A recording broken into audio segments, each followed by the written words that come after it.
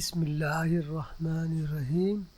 حدیث: پانچوں نمازیں ایک جمعہ سے دوسرے جمعے تک اور ایک رمضان سے دوسرے رمضان تک اپنے مابین سرزد ہونے والے گناہوں کا کفارہ بن جاتے ہیں، بشرطے کہ گناہ کبیرہ سے اجتناب کیا جائے۔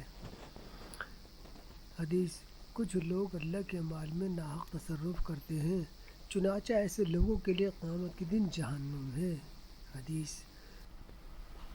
حدیث: مرنے والوں کو برآمد کہو، کیونکہ جو اعمال انہوں نے آگے بھیجے وہ ان تک پہنچ چکے ہیں۔ کسی مسلمان کے لیے جائز نہیں کہ وہ 3 راتوں سے زیادہ اپنے بھائی سے قطع تعلقی رکھے، عام طور پر کہ ان کا آمنا سامنا ہوتا ہو تو وہ ایک دوسرے سے منہ موڑ لیں، ان میں سے بہتر وہ ہے جو سلام میں پہل کر لے۔ حدیث: قطع رحمی کرنے والا جنت میں داخل نہیں ہوگا۔ حدیث: اللہ تعالیٰ کے نزدیک سب سے زیادہ ناپسندیدہ وہ آدمی ہے جو سخت جھگڑالو ہو۔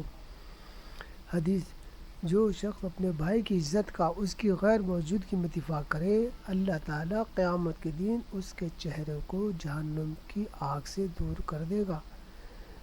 او کما قال علیہ الصلاۃ والسلام۔